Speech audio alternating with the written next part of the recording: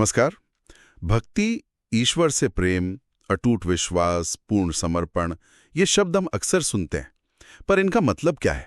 मतलब गहराई में। हाँ, ये सवाल बहुत अहम है। क्या ये सिर्फ कुछ रस्में हैं या कुछ और? बिल्कुल। आज हम भगवत गीता के आइडियाज पर ही थोड़ी बात करेंगे, खासकर भक्ति, श्रद्धा और समर्पण पर। और ये कैसे जुड़े हैं आपस में? गीता में एक बहुत जरूरी श्लोक है 18.66, सर्वधर्मान परित्यज्य। हाँ, उस पर भी आएंगे। तो चलिए शुरू करते हैं भक्ति से। ये सिर्फ रीति रिवाज तो नहीं है ना? नहीं, बिल्कुल नहीं। ये ईश्वर के साथ एक गहरा पर्सनल कनेक्शन है। गीता में कहा है कि सच्चा भक्त वो है जो पूरी तरह अनन्य भाव से ईश्वर में लगाओ। हाँ, अनन्य भाव से। और एक मजे की बात यह भी है, शायद अध्याय 9 में, कि अगर कोई पूरी निष्ठा से भजता है तो उसका अतीत चाहे जैसा भी हो, उसे साधु ही मानना चाहिए। हाँ बिल्कुल, वो सही रास्ते पर आ जाता है। ये दिखाता है कि भक्ति का दरवाजा एक तरह से सबके लिए खुला है। और इस भक्ति में शक्ति बहुत है। ये सिर्फ भावना नहीं है, ये इंसान को अंदर से बदल सकती है, पवित्र कर सकती है।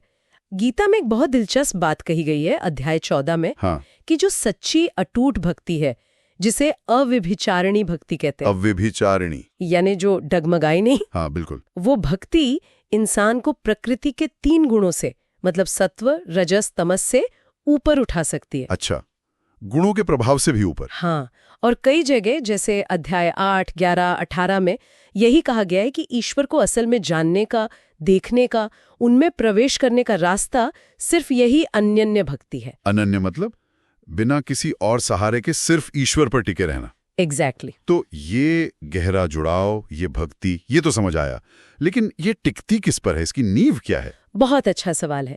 यही बात आती है श्रद्धा की, विश्वास की। हाँ, श्रद्धा भक्ति के लिए ये कितनी जरूरी है? बहुत ज्यादा। इसे आप बुनियाद कह सकते हैं।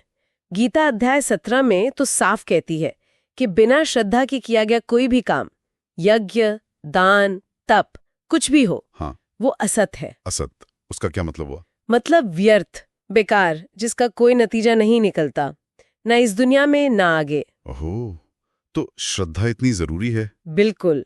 श्रद्धा ही वो सीमेंट है जो भक्ति की ईंटों को जोड़ता है। और सात्विक श्रद्धा वो है जो बिना फल की इच्छा के पूरे विश्वास से की जाए। वही भक्ति को सही दिशा देती है। ठीक है, तो विश्वास से भक्ति को बल मिला, लेकिन फिर आता है समर्पण। ये शब्द कई बार थोड़ा भारी लगता है जैसे सब कुछ छोड़ देना। हाँ, ये एक आम धारणा है, पर गीता कर्म छोड़ने को नहीं कहती। नहीं पर गीता कहती है कर्म के फल की इच्छा छोड़ो। समर्पण का मतलब है अपने सारे काम और उनके नतीजे ईश्वर को सौंप दो। अच्छा, मतलब काम करते रहो, पर ये मत सोचो कि मुझे क्या मिलेगा या ये मैंने किया। बिल्कुल। जैसे कमल का पत्ता पानी में रहता है पर गीला नहीं होता। हाँ, सुना है ये उदाहरण।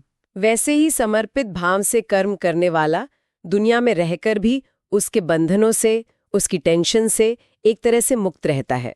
और शायद इसी सोच का क्लाइमैक्स है वो गीता का सबसे फेमस श्लोक 1866, सर्वधर्मान परित्यज्य मामेकम शरणम व्रज।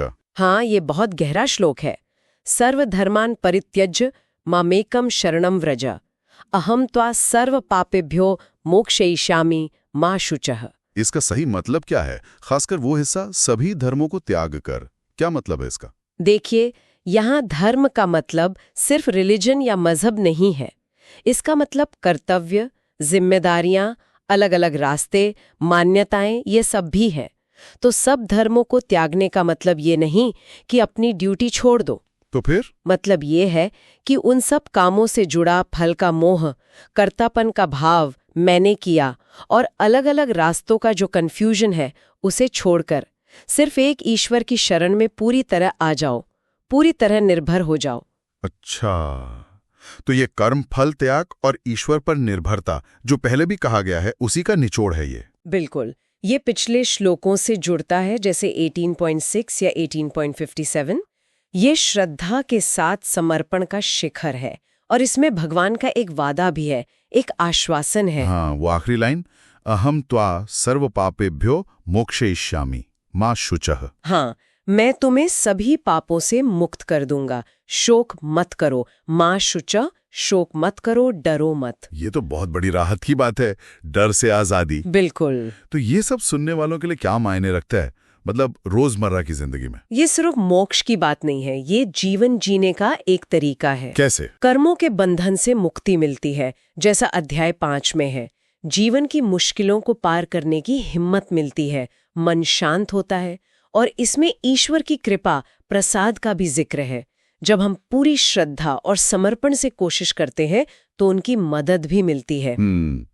तो संक्षेप में कहें तो विश्वास यानी श्रद्धा, हाँ, उससे भक्ति यानी प्रेम को ताकत मिलती है, बिल्कुल। और वो प्रेम फिर समर्पण में बदलता है, यानी कर्मों को ईश्वर को सौंप देना। सही कहा। और ये रास्ता हमें ईश्वर की कृपा और शांति की ओर ले जाता है। हाँ, बिल्कुल। ये एक पूरी यात्रा है। विश्वास से शुरू होती है, प्रेम से गुजरती है, और भरोसे और समर्पण पर पहुंचती है। जाते जाते एक सवाल छोड़ जाते हैं। गीता कहती है, कर्म फल की आसक्ति छोड़ो। हाँ, अगर हम इसे अपनी रोज की जिंदगी में उतारें, अपने काम में, अपनी जिम्मेदारियों में, अगर हम नतीजे की चिंता छोड़कर सिर्फ प्रोसेस पर, अपनी कोशिश पर पूरी ईमानदारी से ध्यान दें, तो हमारा अनुभव कैसे बदल सकता है, क्या बदलाव आ सकता है? सोचने वाली बात है ये। जरूर सोचने वाली बात है।